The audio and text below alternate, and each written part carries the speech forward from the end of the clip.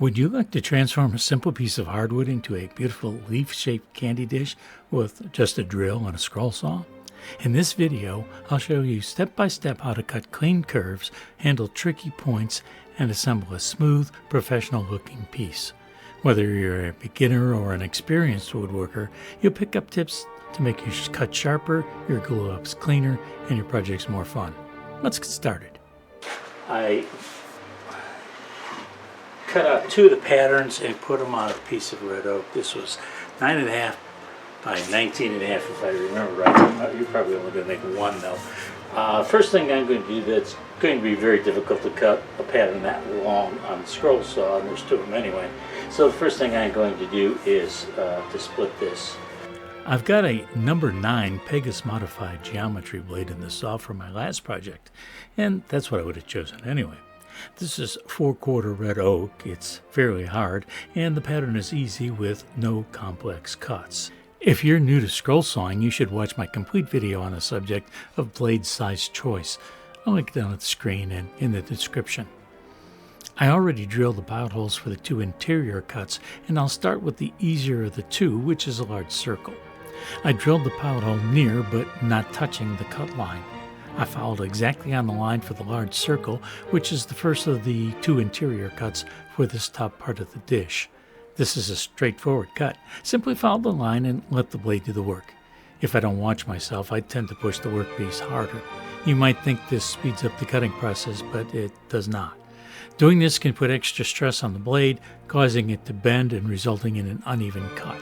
It can also cause the blade to overheat, which in turn can cause the blade to leave burn marks on the wood or break. The second interior cut is an odd shape, mostly consisting of two long, gentle curves, but tapering to very fine points in two places. I'll demonstrate a tip on how I make points like this. I drilled the pilot hole near the point at the end of the leaf, a turn which is not that difficult to make. I cut to the point, then I backed the blade up to the pilot hole. From there, I swiveled the workpiece 180 degrees and then backed it through the saw blade curve I just created to the corner where I stopped cutting.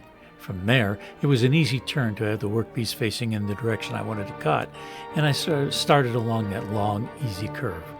I followed the line until I came to the first of the two very sharp points. From there, I backed the blade up in the curve I had just created, and then I used the kerf, along with a tiny bit of the waste, to turn the workpiece 180 degrees.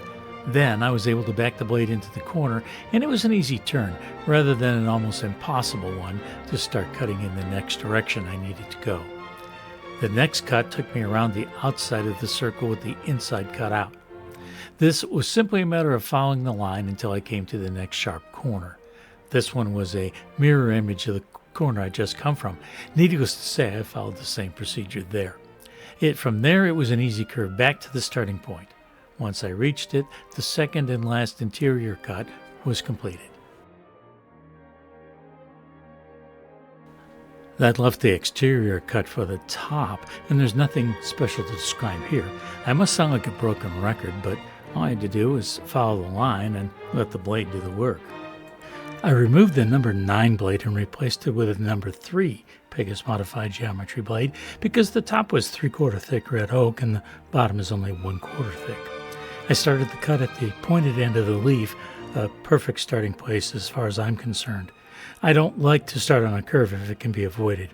I followed the line carefully all the way around the leaf, and the cut ended next to where it had started, at a beautiful, sharp point, and it only took a few minutes to cut the part.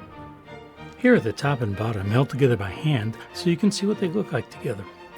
I'll sand the bottom before gluing the two pieces together, as I'll have access to the entire surface. Once the top is added, it will be very difficult to do any sanding. I grabbed several spring clamps from the storage rack behind me so I'd have them handy as soon as I have the glue applied to the top. The clamp rack is a clever idea I found somewhere. It's a cheap curtain rod with the two ends screwed to the wall. You open the clamp, place it over the curtain rod, and then close it. It's an easy and inexpensive solution to a storage problem, and much better than tossing the clamps into a drawer. I used the bottle with a tiny tip to squeeze out a bead of glue onto the bottom edge of the leaf's top. This is an Elmer's glue bottle, which I repurposed after it was empty by refilling it with Tight Bond white glue, which I purchased by the gallon. Once I had glue all along the edge, I used a finger to spread it out. No, it wasn't my middle finger. That would have been rude. I ensured the reveal looked even all around the perimeter, and then I added the clamps. The reason I prefer spring clamps on projects like this is that they apply even pressure straight down. They have a better gripping surface than an F-clamp, and there's no tendency for the slippery surfaces to move while the clamps are tightened, unlike with an F-clamp. I'll set this aside overnight because it's getting late and apply the finish tomorrow.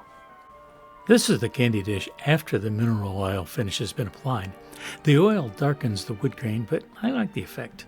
You can clean this with a damp cloth, but please avoid immersing it in water and refrain from putting it in the dishwasher. This dish would work great for displaying nuts or candies such as M&Ms. I wouldn't recommend using it for unwrapped chocolates as they could melt. I personally wouldn't want to have to clean up that mess. So, what do you think of this project? Was it simple yet challenging enough to be fun? Do you plan on making one for yourself or for someone else?